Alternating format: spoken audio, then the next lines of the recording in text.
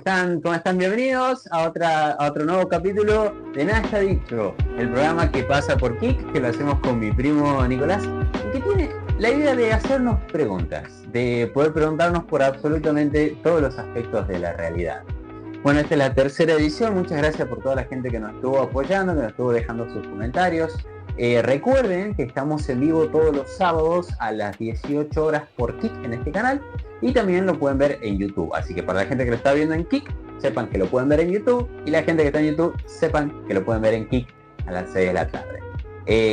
Bueno, mi nombre es David Ibire, yo soy psicólogo, soy el presentador de este programa. Y tengo aquí al lado mío al productor número 1 de todo el norte argentino, que es mi primo Nicolás. Nicolás, un saludito para la gente que está viendo. Hola a todos. Ahí está, perfecto, Nicolás. Bueno, les comento, el día de hoy vamos a hablar de un tema que a mí me parece muy atrapante, un tema muy interesante, y es un tema muy poco explorado. Como habrán visto, el título del stream no lo actualizamos, ahora que me acuerdo, pero bueno, no importa, eso lo solucionaremos después. En el video de YouTube estará bien puesto, pero el stream de hoy tiene de título "Todo preso es político".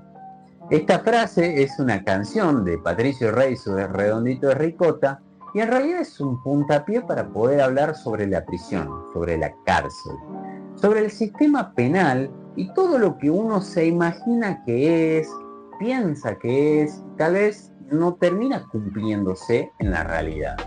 Es muy difícil que uno pueda hablar de la prisión de manera suelta, desenvuelta o seria en las conversaciones normales. Nadie habla de la cárcel como una institución, y tampoco es algo que se enseña mucho en las escuelas. Una pregunta, Nicolás. ¿A vos en la escuela te enseñaron sobre la cárcel, cómo funciona, qué se hace ahí?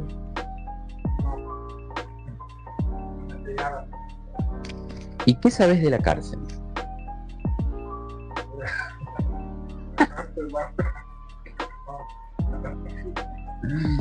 Que van los que son que... Bueno, nuestro doctor hoy vino risueño. Nicolás es una persona muy graciosa, con un alma muy hermosa. Pero bueno, lo que él estaba diciendo justamente es la realidad de lo que sucede. En las escuelas, por lo menos que yo sepa, tal vez se han actualizado los programas, pero no hay una educación respecto de la cárcel, de la prisión, de qué es lo que sucede adentro, quiénes van a ir, por qué. Tenemos una idea de que en la cárcel van ¿quiénes? La gente mala, la gente que comete delitos y la gente que se merece estar ahí. No cualquiera va a la cárcel, no siempre vas a la cárcel. E incluso podríamos decir de que hay mucha gente que nos gustaría que esté en la cárcel y que no lo está. Digo que nos gustaría porque sabemos que ha cometido algún delito, que ha zafado por H o por I. Entonces, toda esta falta de información sobre un aspecto central de nuestra organización como sociedad habla también de esta necesidad de encubrir lo que sucede en la cárcel. Que a ver, no estamos hablando de que existe un plan secreto que tape lo que ocurre en la cárcel, sus significados, cómo funcionan sus funcionarios, sino que estamos hablando de que la cárcel representa aquello que no queremos ver, aquello que de manera consciente, inconsciente o a través de los sistemas simbólicos dejamos de lado para ocultar, para no ver y que se encarguen los demás. En el primer episodio de este programa nosotros hablamos sobre el discurso de la época. El discurso de la época como una herramienta para analizar la realidad, la actualidad, y para ver si a través de un texto nosotros podemos describir cómo es el sentido común. Nosotros podríamos decir que el discurso de la época diría que la cárcel es un lugar donde va la gente mala. Pero tenemos que saber también de que no siempre la cárcel ha sido la manera en la cual se juzga o la condena de las personas. Tenemos que remontarnos hacia la antigüedad y recordar los castigos físicos que se ejercían a la usanza de una venganza. Entonces, ante el delito, ante la infracción, se cometía una venganza. Ahora, en vez de una venganza, se lleva a la prisión, lo cual ya vamos a ver, porque vamos a hablar de muchas cosas. Yo les voy a leer los temas que vamos a hablar. Vamos a hablar sobre la naturaleza humana, la legalidad de la prisión, todo preso es político y la rehabilitación. Así que bueno, antes de arrancar este programa de vuelta, quiero agradecerles por el apoyo que nos vienen brindando los familiares, amigos, pedirle que se suscriban, que lo compartan, tanto en YouTube como en Kik. Este es un trabajo este va a ser un programa que va a tener 10 episodios y luego vamos a tener una pausa para crear un contenido mejor. Bien, estamos experimentando, así que todos los comentarios que nos quieran dejar, es más, si nos pueden saludar ahí en el chat en vivo, los vamos a leer. Y estaría bueno, ¿no? Que podamos hacer un ida y vuelta, porque hasta ahora soy yo frente a la cámara, Nico en la producción, pero por supuesto que lo que hace más rico a cualquier propuesta audiovisual es este intercambio, ¿no? Que podamos formar una comunidad y que haya una charla, un entrecruzamiento también en opiniones. Así que bueno, vamos a arrancar ahora sí con el primer tema de este día, la naturaleza humana. ¿Bien? ¿Por qué vamos a arrancar por acá? Dijimos que íbamos a hablar sobre la cárcel, sobre la prisión, pero también mencionamos el tipo de personas que está dentro de la prisión. Decimos que son personas malas. Y es por eso que intrínsecamente en la discusión sobre las funciones que tiene la cárcel, el sistema penitenciario, tenemos que preguntarnos respecto a esta persona mala. ¿Existen personas buenas, personas malas? Alguna vez tuve una conversación en donde me preguntaron, David, ¿las personas son buenas o malas de nacimiento? La verdad que me tomó por sorpresa. Yo tenía como esta idea que era ya un entendimiento universal de que nadie nace bueno ni nadie nace malo. Pero al parecer todavía es algo que impera en el sentido común.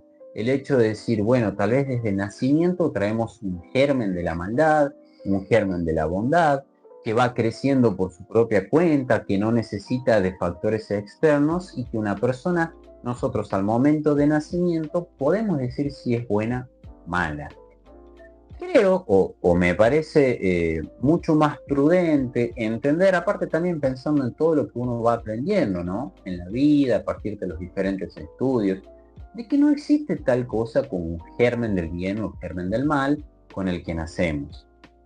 También tenemos que entender que comparativamente el bien y el mal no han sido lo mismo a través de todos los años y ahora tampoco podemos equiparar siempre la ley con el bien o la ley con el mal. Entonces, la pregunta por la naturaleza humana tiene una profundidad mayor a la que parecería. Acá el productor se pegó. Justo le llegó un mensaje, parece una profundidad mayor de la que nosotros pensamos. Bien. Pensemos desde los comienzos de la historia, la naturaleza humana hace referencia al encuentro con el otro, a poder relacionarse con los demás. El ser humano que nace en una sociedad está mandado a compartir con el resto para poder sobrevivir, para poder criarse. Dependemos de una madre, un padre, de ambas figuras, pero en general de otra persona que nos eduque tanto en los simbolismos, que es lo que hablábamos del lenguaje, de las reglas, por ejemplo, las reglas de educación, todas esas cosas, pero también a un nivel de supervivencia. Necesitamos que nos alimenten, que nos abriguen, necesitamos, por supuesto, el amor, el cariño, para poder nosotros tener. De hecho, esto es un dato que se ha investigado.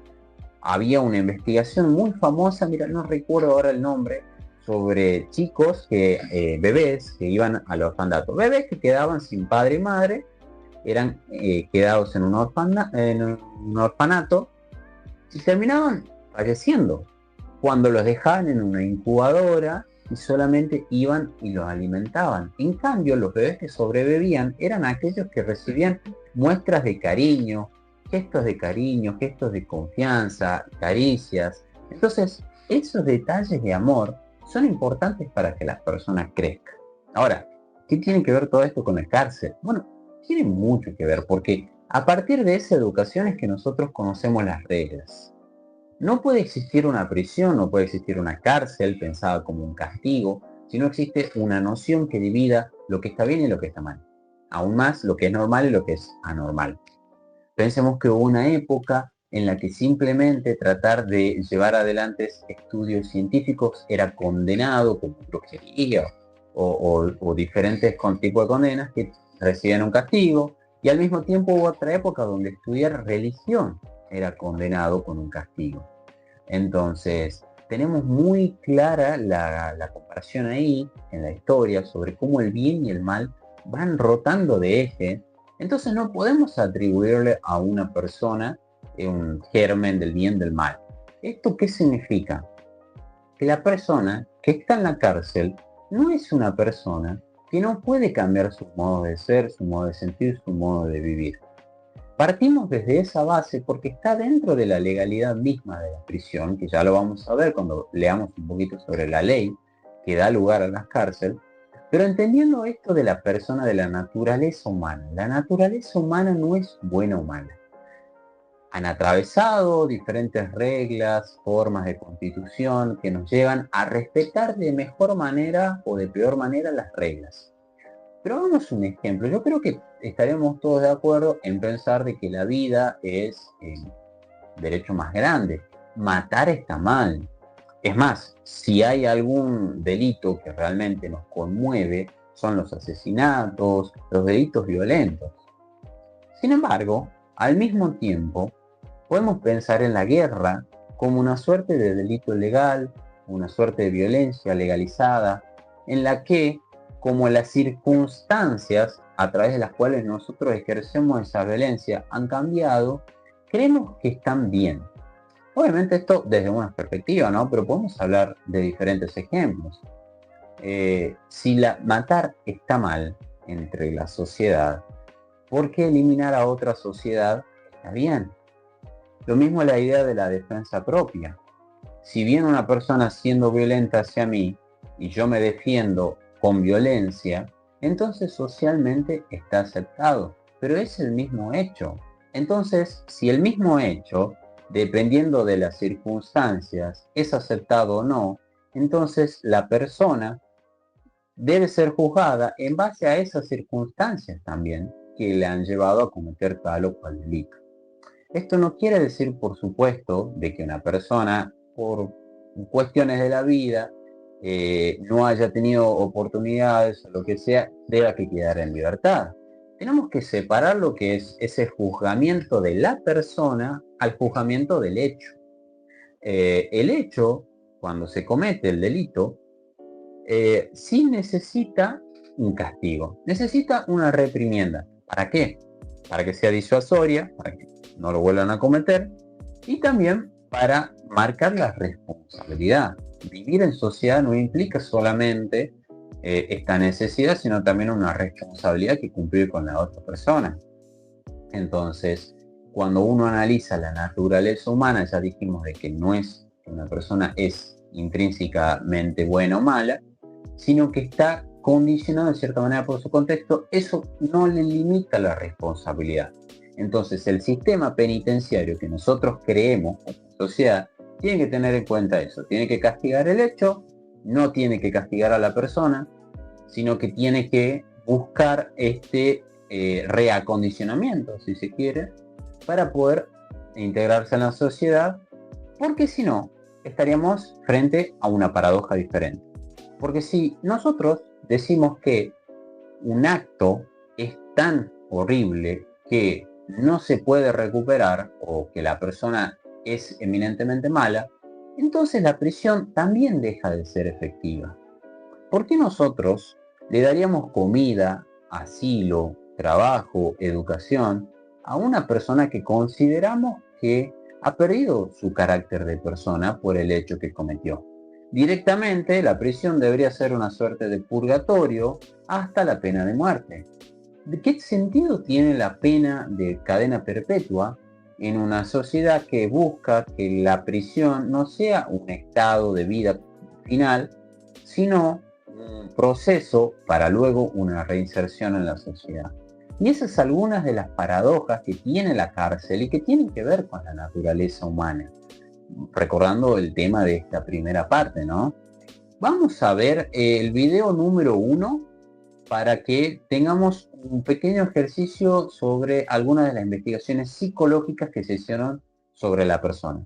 Vamos, Nicolás. Una impactante película basada en hechos reales que tienes que ver. Esta es la historia del famoso experimento psicológico realizado en la Universidad de Stanford, que recluta a 20 estudiantes para recrear una prisión por 2 semanas dividiéndolos al azar para jugar el papel de prisionero y guardia. Todo con el plan de explorar la reacción del humano al ser arrebatado de su libertad y qué es lo que sucede cuando le otorgan autoridad a otros sobre ellos. Claramente todo esto iba a salir mal, ya que desde el primer día los prisioneros fueron arrancados de su identidad al punto de olvidar su propio nombre, mientras que los guardias, bajo la justificación de solo estar haciendo su trabajo, comenzaron a abusar de su poder, convirtiéndose en torturadores sádicos que cada día llevaban más lejos sus aparentes juegos. Esta película no solo demuestra hasta dónde puede llegar un humano con uniforme y aparente autoridad, sino que cuestiona a los propios investigadores que fomentaron que todo esto sucediera. Esto es de Stanford Prison Experiment y está disponible para ti en HBO Max. Si te gustó y quieres conocer más al respecto, te recomiendo buscar en YouTube este documental con imágenes del experimento real, así que no olvides comentar tu opinión y recomendar más películas.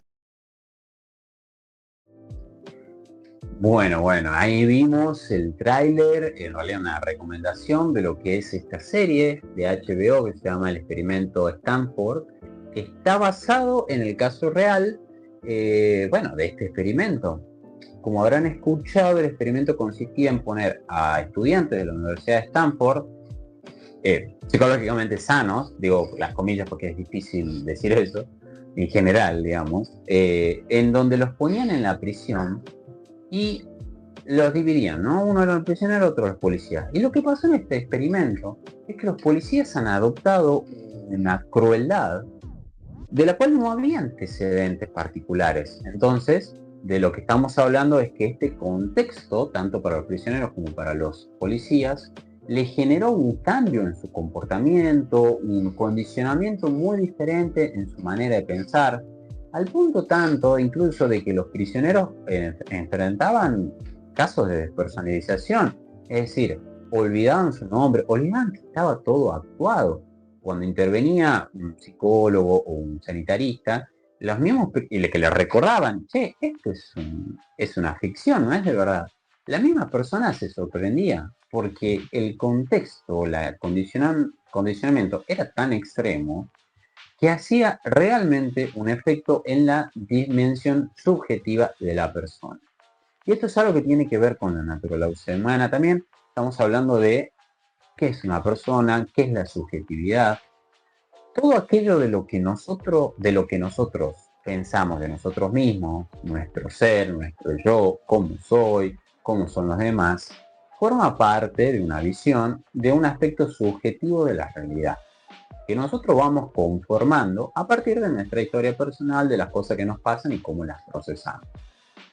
Cuando hablamos de la naturaleza humana, cuando hablamos de los delitos, también sería inocente no entender de que existen personas que son capaces de romper una regla al extremo y otras que son incapaces de romper cualquier regla.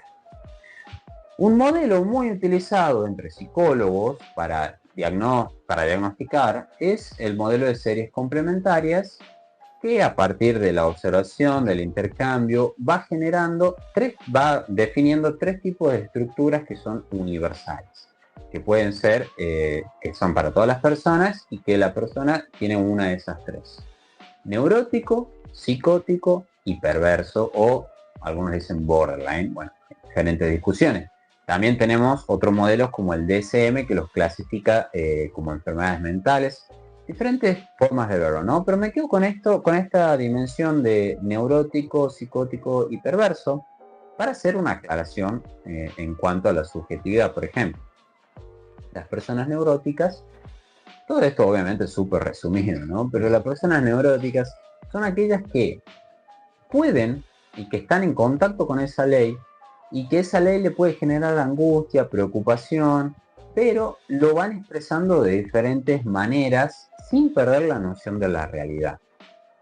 Las personas psicóticas son aquellas que, ante una situación que no pueden procesar, rápidamente pierden esta noción de realidad y son los famosos brotes, ¿viste? De personas que creen que han visto algo, las ideas paranoides, o por ejemplo esas voces en la cabeza, los casos de esquizofrenia. Bueno, eso responde a una estructura psicótica, que puede ser una persona normal toda su vida hasta que tenga un brote y sucede. Y los perversos son una clasificación en la cual entran aquellas personas en que los límites que ponen nervioso al neurótico no le afectan. Entonces tienen el sentido de la realidad conservado, es decir, no son psicóticos, no son personas que de repente no se dan cuenta de lo que están haciendo, son personas muy inteligentes, muy capaces socialmente, pero que debido a su estructura, la regla, la ley, no impera en ellos de la misma manera que los demás. Podríamos poner el ejemplo de los asesinos seriales, aquellas personas que uno ve en series, en televisiones, y que dicen, no puedo creer, mató a tantas personas, no sintió nada. Bueno, cuando nosotros hablamos sobre la naturaleza humana, subjetivamente también tenemos que tener en cuenta las estructuras de personalidad, de la estructura psíquica, y tal vez podríamos hacer la moción de que las personas perversas deberían estar todas en cárcel, porque si estamos hablando que la cárcel es para quienes rompen estas reglas, entonces hay un tipo de estructura que tiende a romper esas reglas. Al mismo tiempo, tendríamos que ser conscientes de que no existe una manera universal de catalogar a las personas de antemano, antes que cometan un delito, y luego el tema de la rehabilitación, si lo van a volver a cometer, sí es un tema que está bastante en discusión, que tiene toda una rama científica que se está encargando de buscar la verdad, un tema que hablamos la vez anterior. Pero bueno, son algunas de las cuestiones que también se entreveran cuando hablamos de la naturaleza humana y la característica de la prisión. Como decimos, nada está dicho, no es un programa para que lleguemos a una conclusión contundente con la verdad absoluta sobre los temas. Es para pensar, para analizarlo desde diferentes puntos de vista y no quedarlos con una manera simplista de entenderlo. ¿Bien? Porque esta manera simplista nos puede llevar a que hayan efectos en la realidad, como por ejemplo, ¿puedes poner la imagen número 1, Nico, por favor, y nuestro productor? Esta imagen corresponde a la página Chequeado, que habla sobre la propuesta de baja de inimputabilidad. Actualmente, lo voy a leer, ¿no? Que con la ley vigente, por ejemplo, una persona de 15 años que comete homicidio no puede ser juzgado ni condenado, aunque en la práctica se inicia un procedimiento en los tribunales y en algunos casos puede ser internado en un instituto por orden de juez de menores. Actualmente, una persona menor de 16 años no puede ser imputado ni juzgado. ¿Eso qué significa? Que no puede entrar a un juicio y ser condenado. Recuerden que en el sistema penal argentino y occidental general, cuando vos cometés un delito, la condena es la cárcel.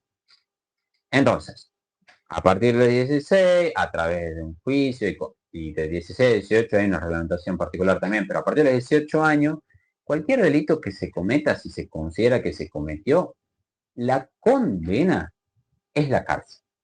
Ahora, si tenés 15 años, no podés ser condenado.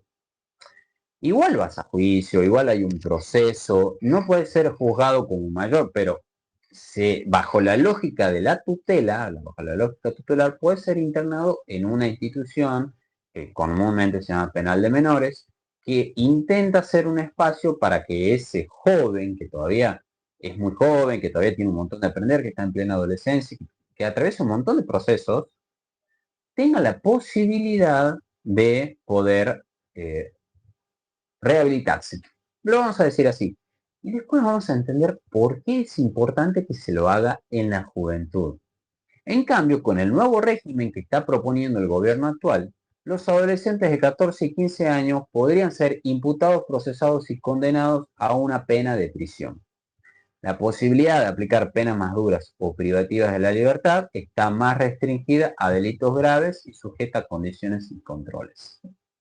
Bueno, también dice que si el delito tiene una pena de hasta 3 años de prisión, que son robos menores o robos sin armas, sin violencia, no podrá aplicarse cárcel. Entonces, bajo la nueva ley que se está intentando sacar, que todavía no está, que tiene media... está por ser tratada, o sea, creo que salió de comisión. Y tampoco significa que si te roban en la calle, no es que significa que el adolescente se va a ir preso, ¿no?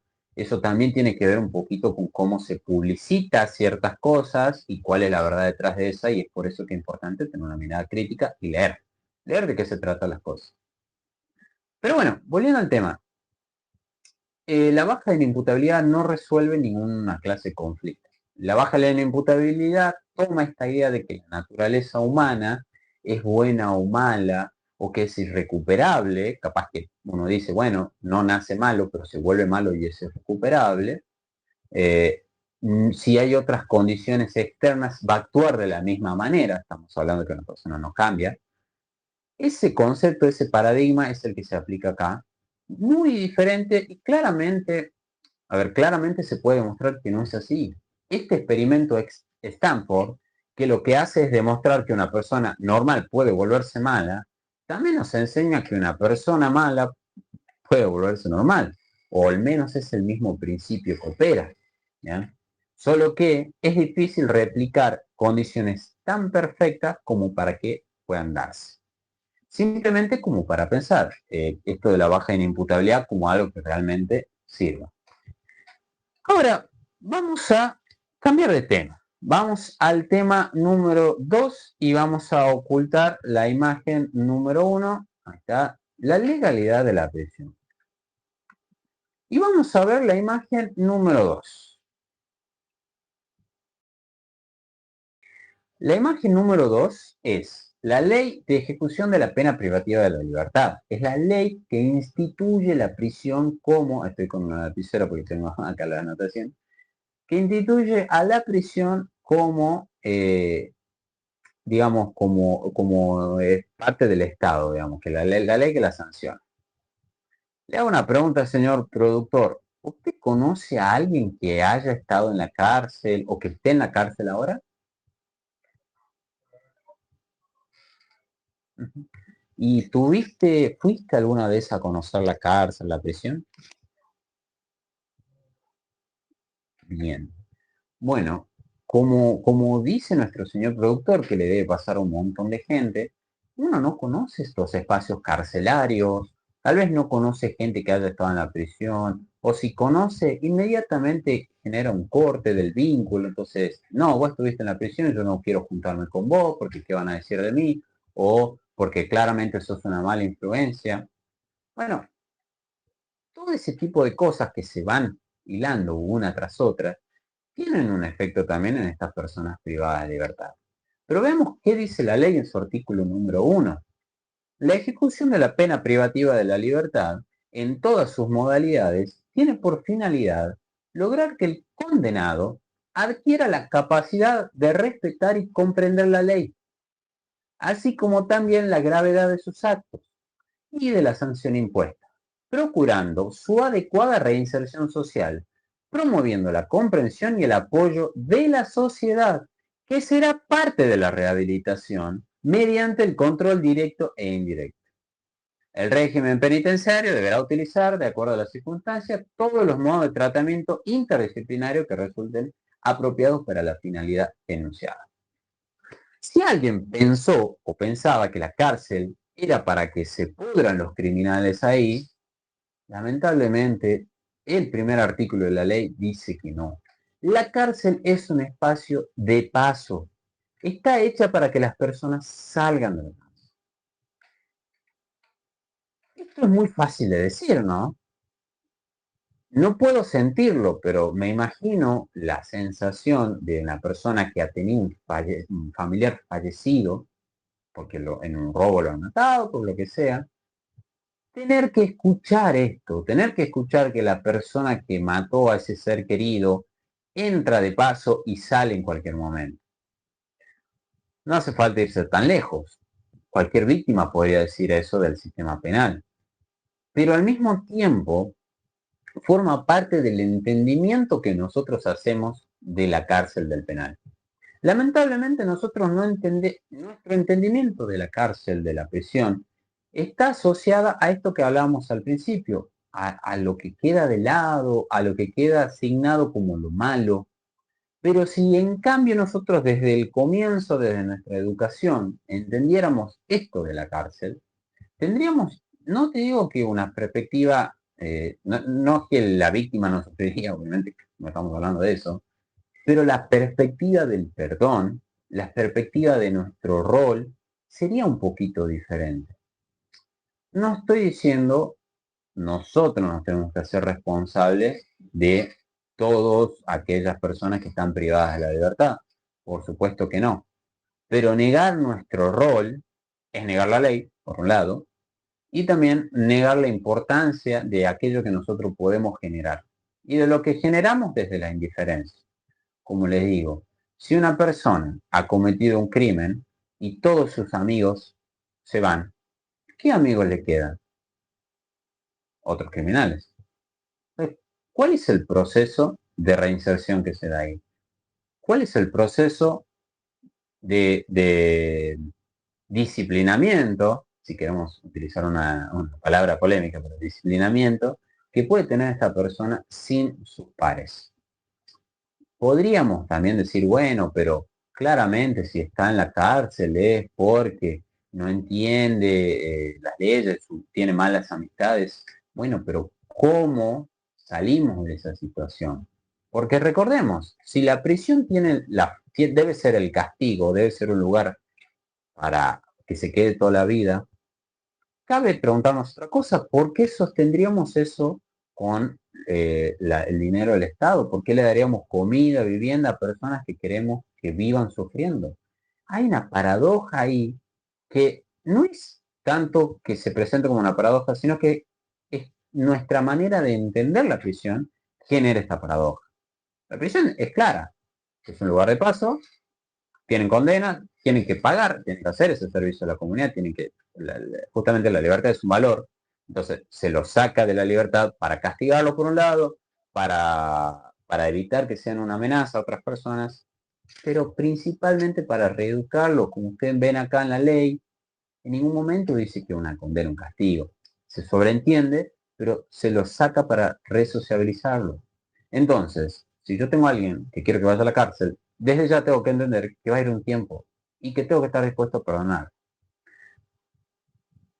Yo sé, quizás no suena, de vuelta, volviendo al ejemplo del asesinato de una persona conocida, no suena lindo, pero es lo que dice la ley, es lo que dice la sociedad. Y si no lo entendemos, ¿cómo, señor productor? A ver, cuente. Sí, exactamente. Bueno, ahora vamos a ver algo de los bikers. Tenemos ahí algo. Pero vamos a avanzar con la imagen número 3. Exactamente, donde tenemos algunos de los datos. Uy, quedó muy de lado. Donde tenemos datos del Sistema Nacional de Estadística sobre ejecución de la pena. Son todos datos hasta el 31 de diciembre del 2024. Bien. Población penitenciaria privada de la libertad. Hay 133.585 personas privadas de la libertad, de las cuales 120.000 son condenadas. Bueno, en realidad acá dice privada de libertad en prisión. Destacamento de Fuerza de Seguridad, 12.000 están en destacamento de Fuerza de Seguridad. Hay otro problema también, muy grave, que ahí abajo podemos ver, dice, en el año 2024, el 60% de las personas privadas de libertad en unidades penitenciarias tenían condena. La prisión es también una suerte de ejercicio del poder. La prisión es un ejercicio de poder. El poder judicial, cuya tarea es condenar, es buscar las pruebas, realizar los peritajes, establecer las audiencias, permitir la defensa del acusado, debe condenar para que se ejecute la pena. Sin embargo, de 133.000, el 60% tiene condena. Es decir, que estamos hablando de más de 40.000, 50.000 personas de esos 133 que no tienen una condena, que no han sido condenados, que capaz que son inocentes y están todavía en prisión. Obviamente la detención por sí misma no es mala. La idea es, bueno, yo sé que esta persona corre un peligro. Pasa, por ejemplo, cuando se hace denuncias por violencia de género. Yo sé que esta persona es una amenaza, entonces se la detiene hasta que se compruebe su nivel de peligrosidad. Pero muchas veces este proceso es tan lento, tan arduo, que al final termina perjudicando a inocentes por un lado y perjudicando y beneficiando a culpables por el otro, y perjudicando a las víctimas. ¿Cuántas veces hemos escuchado casos, en Tucumán se hizo muy famoso el caso de Paola Tachaco, en la cual una persona con múltiples denuncias nunca era detenida, nunca se cumplía las medidas anteriores a la prisión, entonces se terminaba produciendo un crimen? Esto es un problema muy grave del Poder Judicial. ¿Y por qué es importante esta aclaración? Porque también a veces en los medios de comunicación o en nuestro mismo discurso, nosotros solemos asignar la culpa al Estado como una sola cosa. El Estado, esto es básico, se divide en tres poderes: judicial, ejecutivo y legislativo. El Poder Judicial atraviesa una crisis y no hay una manera de poder, ¿cómo decirlo?, controlarlo. El Poder Judicial no es democrático en absolutamente ningún sentido. En México se está ensayando, por ejemplo, que los jueces se elijan. Acá en Salta tenemos esto que es los jurados, que es una manera también de democratizar estas decisiones y poder generar mayor, ¿cómo se dice?, mayor celeridad en los procesos. Sin embargo, cuando nosotros desprestigiamos el servicio jurado y nos parece un alivio no hacernos cargo, entonces tampoco estamos aportando la solución. Porque cuando se propone una solución y nuestro primer pensamiento es, uy, qué pesado, y estamos formando parte también del problema. Vamos, Nico, a sacar la imagen que está ahí de los datos y vamos a ver el video número 2. ¿Y cuál es el problema particular que tiene Argentina? No hay cárceles para tantos presos, lo que nos da una sobrepoblación carcelaria. La sobrepoblación es brutal y esto provoca, 1, hacinamiento, 2, violencia y 3, una toma de la propia cárcel por los presos. Es que muchos pabellones, te diría que casi que la mayoría, funcionan con códigos propios. Muchas veces el sistema penitenciario o el servicio penitenciario termina haciendo acuerdo con quienes lideran cada uno de esos pabellones. Y los presos garantizan una cierta tranquilidad a cambio de algún beneficio. Todo esto y muchas otras cosas más generan un sistema que no rehabilita, sino que termina pasando todo lo contrario. La cárcel forma delincuentes muchísimo más peligrosos de los que entraron. O sea, termina siendo como la universidad del delito. Así es. Bueno, como escuchamos, hay un problema en las cárceles que tiene que ver con el hacinamiento, con los códigos, pero con el tema que viene ahora. Productor, vamos a pasar al tema número 3. Y es el tema que le da el título a la emisión del día de hoy. Todo preso es político. Cuando decimos todo preso es político, bueno, el preso político se entiende que es la persona que termina detenida porque está en contra del gobierno de turno, del ejecutivo de turno, entonces se hace todo un tema para que, bueno, caiga preso. Es un preso político. Pero cuando decimos todo preso es político, es porque lo político en cuanto sistema de poder se aplica a todas las personas, a todos los cuerpos que están en la prisión. Recordemos que para que uno esté en prisión tiene que cometer un delito. El delito es una convención, un contrato social que está estipulado en el Código Penal, que dice esto se puede hacer, esto no, porque esto está bien y esto está mal. Como hablamos anteriormente, matar es un delito grave, pero tal vez en otras circunstancias no, por ejemplo en defensa propia. Y eso lo define este código. Si este código define qué es lo que está bien y qué es lo que está mal, es porque impone un poder, el poder del código sobre todos nosotros. Entonces las personas que van presas son víctimas de este poder. Toda esta aclaración es simplemente para entender por qué el título Todo preso es político, porque no podemos negar ni podemos evitar en nuestro análisis sobre la prisión pensar en las distintas modalidades del poder.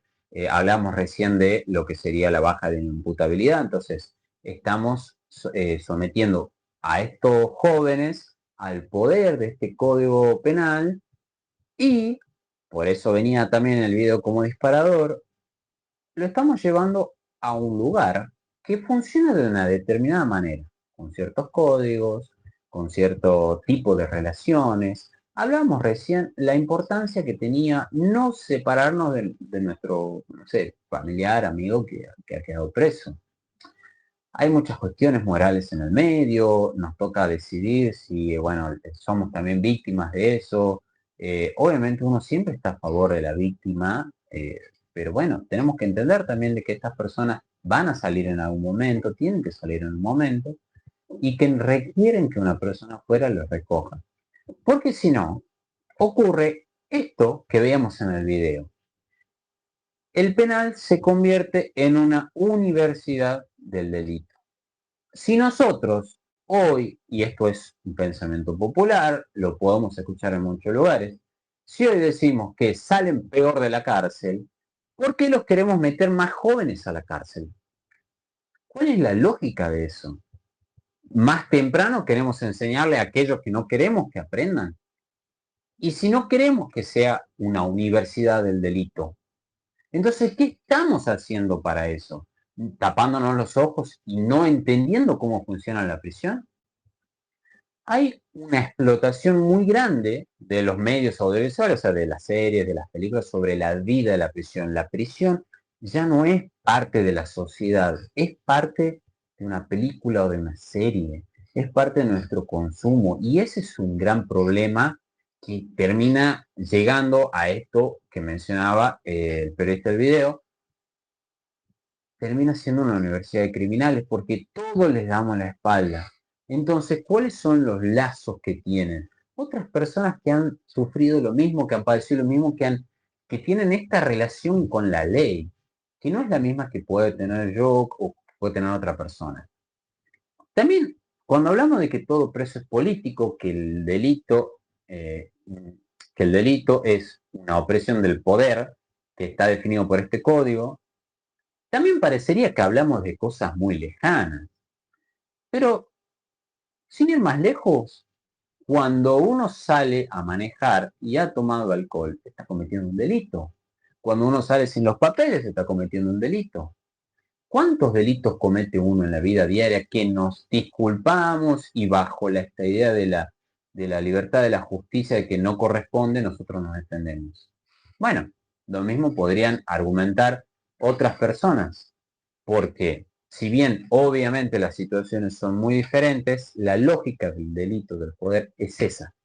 La lógica que encierra es el poder del código y sobre quiénes puede actuar y sobre los que no. Porque también tenemos otro tipo de delitos que no son violentos, que no son los que se ven en la tele, pero que son quizás, acabo de batear el celular, quizás igual de graves en algunas consecuencias. Por ejemplo, la malversación de fondos. Evadir impuestos es un delito. Y yo creo que si salís a la calle, todo el mundo está evadiendo impuestos. Entonces, esta dinámica del poder en la que nosotros podemos decir si es justo el código, no es justo el código, parece ser un privilegio que nosotros sí nos merecemos, pero las personas que están en la cárcel no. De cuestionar los lineamientos, los códigos. Tenemos que entender, de vuelta, esto no es para ofrecer una conclusión al respecto al tema, sino a no estar ciegos respecto al tema, a entender que va mucho más allá del simplemente, sí, si están en la cárcel algo habrán hecho. Tenemos que entender de que también la persona que sale de ahí y no atravesó un proceso de reacondicionamiento, rehabilitación, como lo quieran llamar, es nuestra responsabilidad porque la prisión forma parte intrínseca de la sociedad en la ley y en sus respectivos alcances. Todo preso es político, no es simplemente una manera de llamar a este episodio, es una postura respecto a cuál es el nivel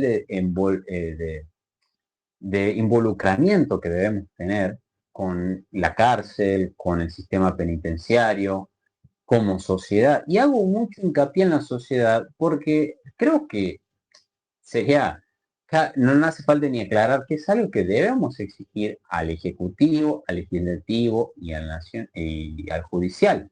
La celeridad, la justicia, pero también la rehabilitación, el recondicionamiento. Pero lamentablemente estos tres poderes pueden trabajar articuladamente de la manera más armoniosa y hermosa posible, Pero si la persona sale a la sociedad de la cárcel y es tratada con indiferencia, sin los vínculos que lo sostienen normalmente, entonces, ¿qué tipo de rehabilitación real puede haber? Es tarea de la sociedad en conjunto, no te digo ir a visitar a la cárcel, entender cómo funciona. Contratar a las... Hay en muchos lugares no puedes trabajar si tienes antecedentes penales. Ya de por sí estamos quitando fuente de trabajo, estamos quitando posibilidades de reinserción. Entonces, ¿cuál es el rol de la sociedad y cuál es el rol que tiene cada uno? Y bueno, para estos últimos 15 minutos vamos a cambiar de tema y vamos a hablar del último tema, la rehabilitación. Vamos a tratar de cerrar en un espíritu un poquito más alegre, un poquito menos combativo quizás, menos crítico, y vamos a hablar de cosas buenas que se están haciendo.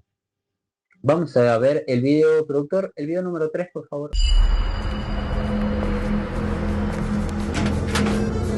¿Usted es del Juzgado Federal? Eduardo Oderigo, encantado. Mucho gusto, Varela, soy el director de la unidad. Usted viene por la denuncia de la Secretaría de Derechos Humanos. Así es. Mire, esto es un asunto interno entre los internos. 2 piñas más y a este lo matan. Acá lo entregaron a los guardias. A todo el mundo le parece una locura, nadie hace nada. Estos tipos tienen la vida arruinada, sus víctimas también. ¿Sabe qué pasa, doctor? Es un problema sin solución. Esta gente no quiere cambiar.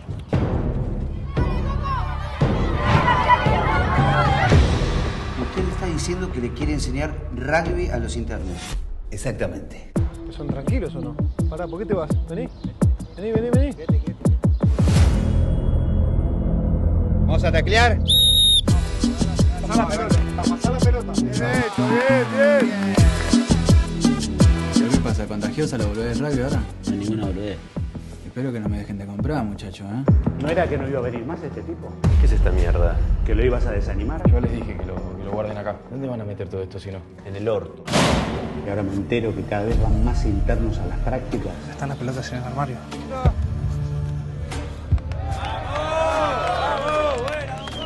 Se acabó. Tiene que retirarse de esta unidad ahora mismo. De acá no se va nadie. Bajen las armas. Yo puedo jugar. Acá somos todos para uno y uno para todos. Si aceptás esa condición, podés jugar. Somos espartanos, muchachos. Los espartanos se bancan el frío, el calor, como nosotros que estamos acá adentro guardados, muchachos. Somos espartanos, loco.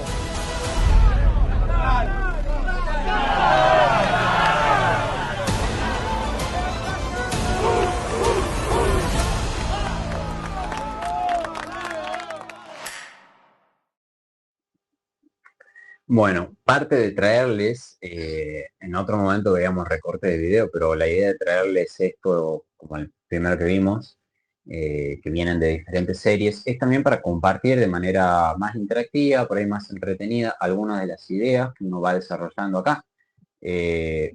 La Fundación Espartanos trabaja hace muchísimo tiempo con la rehabilitación social de presos de diferentes lugares, está en 16 países incluso, así que realmente ha crecido una barbaridad. Sacó un libro muy interesante, todavía no lo leí, pero realmente quiero leerlo, sobre el trabajo que vienen realizando. Y bueno, la Fundación Espartanos, como un poquito te cuenta acá el tráiler, lo que hace es meterse en esta dinámica de poder que tienen tanto los presos como los carceleros, para tratar de generar esta reinserción social. Algo que me faltó mencionar respecto a los códigos de la prisión es que también afecta también el nivel, también afecta al servicio penitenciario. Nosotros a veces decimos, bueno, hace falta que vaya más gente presa, pero hay un problema de hacinamiento tal de que hay realmente riesgo de motines. Piensen, ¿no? Si hay 50 policías y hay 300 personas encerradas, los números no dan. El peligro es constante. Entonces, en las cárceles se forman códigos entre policías y presos, entre los presos propios, los policías propios, para sobrevivir, para generar un estilo de vida diferente. Y ese también es el peligro de que la cárcel sea el destino final, de que se generan todas estas mafias, como por ejemplo podemos ver en Brasil muy claramente. Hace poco hubo un operativo sobre uno de los grupos, el Grupo Red, que es una mafia que arranca en la cárcel. El sistema penitenciario provocó, por ponerlo en palabras concretas, provocó que se genere una mafia que es hoy en día la más peligrosa de todo Brasil, que controla territorios al nivel de unos que es de Rosario. Bueno, pasa lo mismo en Brasil, en las favelas. En todo eso nace de esta lógica de prisión como un lugar como destino final y que no está preparado para la reinserción social. Vamos a ver la última imagen, señor productor. Ahí tenemos un par de datitos. La Fundación Espartanos, esto es una nota de este año que fue en febrero. Dice, hace más de 15 años trabajamos en las cárceles con un programa modelo de reinserción que logra reducir la reincidencia al 5%. Un problema muy real de las cárceles hoy en día es que la reincidencia es muy alta. Entonces, finalmente, no funciona como método de resociabilización. Normalmente esto lo vemos también en los penales menores. A mí que me ha tocado estar siendo un año por un proyecto voluntario, uno le ha tocado ver las mismas caras una y otra vez que salían, entraban, porque bueno, realmente estamos lejos del estado ideal de cómo nos gustaría trabajar dentro de las prisiones en las cárceles y sobre todo cómo nos gustaría que esté la sociedad. Recordemos que hemos tenido, a ver, si decimos que estamos en una crisis económica en Argentina, podría ser cualquier época del último siglo, ¿no? Pero realmente la situación social, económica, en cuanto al trabajo, las posibilidades y la aceptación está difícil.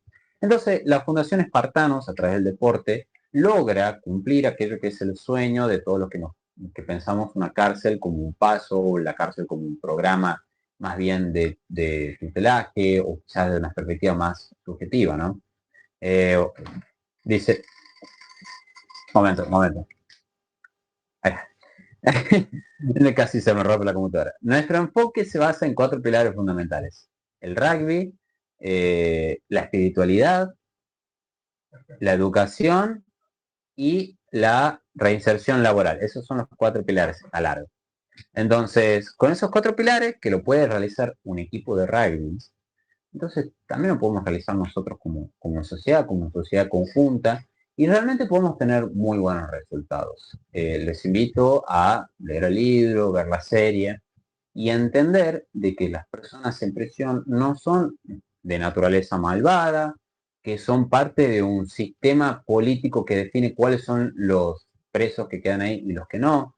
Me gustaría haber dedicado más tiempo a un montón de delitos de guante blanco que quedan sin castigar, o que el castigo es mucho más, ¿cómo decirlo?, leve. Hace poco, cuando fue condenada Cristina Fernández de Kirchner, se exigía mucho, se pedía mucho que vaya a la prisión, entendiendo que, bueno, su castigo no era el suficientemente grave para el daño que había realizado. Bueno, al mismo tiempo, si esa es la sensación de justicia, entonces también se podría exigir de la misma manera a muchos empresarios. Bueno, ahora con la causa Cuadernos también se está sentando un precedente importante. Creo que en ese sentido la justicia sí puede avanzar a una condena a todos los tipos de delitos. Para mí, personalmente, el robo de un celular, como no sé cómo decirlo, como la corrupción, como el desvío de fondos, son 2 delitos igual de graves, y que si somos tan duros con una persona que nos roba un celular, deberíamos hacerlo igual con las personas que desvían fondo público, que hacen licitaciones falsas. Yo creo que todo está en la misma balanza, porque creo que si el poder, el código estipula que todos son delitos, entonces todos deben ser tratados como delitos de la misma manera. Pero más allá de estas ideas personales mías sobre la propiedad privada, que en otro día podríamos hablar, porque son varias, me parece importante destacar también, vamos a ver el último video, Nicolás, por favor, video número 4 creo que es, ¿verdad? Vamos a verlo. Los chicos del Instituto Especializado de Alojamiento Michel Torino ganaron Feria de Ciencias y están en instancias nacionales con el proyecto de mermelada. Y bueno, es algo que se viene trabajando con el Ministerio de Educación, con el núcleo educativo número 7178. Es la 4ª vez que los chicos salen en instancias nacionales en Feria de Ciencias, desde el 2022, 23, 24 y ahora 25. El año pasado tuvieron un destacado con la Biblioteca Nacional, que les dio un premio por el proyecto que hicieron. La importancia y lo principal es la reinserción de los jóvenes en educación, ya que ellos cuando ingresan acá, ingresan sin escolaridad. Entonces, en conjunto con el núcleo educativo, pensamos en, primero, el derecho del joven a la educación y la reinserción. Y para ellos es muy importante participar en Feria de Ciencias, es viajar, es competir con otras escuelas y, bueno, sacar estos premios como el destacado, hace que ellos tengan confianza en sí mismos y que vean que hay otro camino. Bien, bien, bueno, ahí veíamos, saquemos la imagen, productor, ahora ya no hace falta. Como veíamos, también se está haciendo avances en la provincia de Salta, o por lo menos se ha permitido algunas miradas un poquito más integradoras. Penal de menores tiene una particularidad, que es esto de que no son condenados, que son jóvenes que se encuentran con situaciones, a ver, los jóvenes que se encuentran en el penal de menores normalmente han atravesado ya diferentes instancias en las cuales han estado en contacto, primero con, normalmente, primero con alguna droga, pero también con esta idea, con esta desensibilización ante la ley. Y ha sido una cuestión progresiva, no es que de un día para el otro empezó simplemente a decir, bueno, voy a cometer delitos. La realidad es que progresivamente se han encontrado con diferentes situaciones y cuando uno conversa con ellos, todavía mantienen esta idealización del futuro, todavía se puede trabajar con ellos sobre un futuro posible, cosa que con los adultos también, pero que es un poquito más difícil. Entonces, si existe un espacio, un lugar donde programas como la Fundación Espartanos funcionaría muy bien, mucho más que bien, es en estos jóvenes, obviamente hasta 18 años, pero 18 a 25, que todavía se encuentran con una energía vital, con este deseo de descubrir cuáles son las reglas de la vida, y lo que se les ofrece, se les devuelve es una imagen bastante difícil, ¿no? Solemos caer en esta idea de decir, bueno, roban porque viven en una villa, porque viven mal. Bueno, pero hay gente que comete otros delitos y vive bastante bien. De hecho, gracias a esos delitos vive bastante bien. Entonces, no solamente es una cuestión del contexto social, está relacionado con la idea de la ley. Los problemas no tienen, o sea, los delitos no tienen que ver con la relación del sujeto y su entorno, con su trabajo, porque muchos de ellos estaban trabajando o de manera independiente o en dependencia cuando cayeron presos. Se trata del registro de la ley de manera subjetiva, cuáles son, qué tanto respeto se tienen por la ley, y sí, obviamente, un bajo nivel socioeconómico y educativo impacta en esta relación con la ley porque el sentido de justicia se corre. Es decir, para una persona que se encuentra en una situación de vulnerabilidad, el delito es una manera de acceder a bienes que son deseados por otros y por ellos mismos, pero también le otorga cierta identidad dentro de un grupo, le otorga cierto nivel, cierto estatus. Entonces no es tanto el objeto en sí, no es la propiedad privada la que se pone en juego, sino un sistema simbólico que está relacionado con la ley y su respeto, que está influenciado según la estructura subjetiva de lo que habíamos hablado al principio. Y entonces, como verán, el problema de la prisión es muchísimo más complejo de lo que simplemente uno conoce, sabe, le enseñan o ve en las noticias. Así que, bueno, cerramos el último tema. Muchísimas gracias quienes han visto esto, quienes lo están viendo. Si lo quieren recomendar, voy a estar muy agradecido. Ya vamos a poner ahí un lugar de donaciones para que nuestro productor tenga un mejor auricular, porque el que tiene le hace doler la oreja. Pero bueno, gracias por acompañarnos, sigamos preguntándonos, sigamos complejizando y sigamos discutiendo, ¿no? Animándonos a dar nuestra opinión para, bueno, trabajar por un mundo mejor. Yo soy David y Nicolás, ¿algo para despedirte? Así es. Bueno, el próximo programa nos vamos a meter un poquito más en el lío porque vamos a hablar de la política partidaria, de la política como nuestra organización política de sociedad. Así que bueno, los estaremos esperando y un saludo muy grande. Adiós.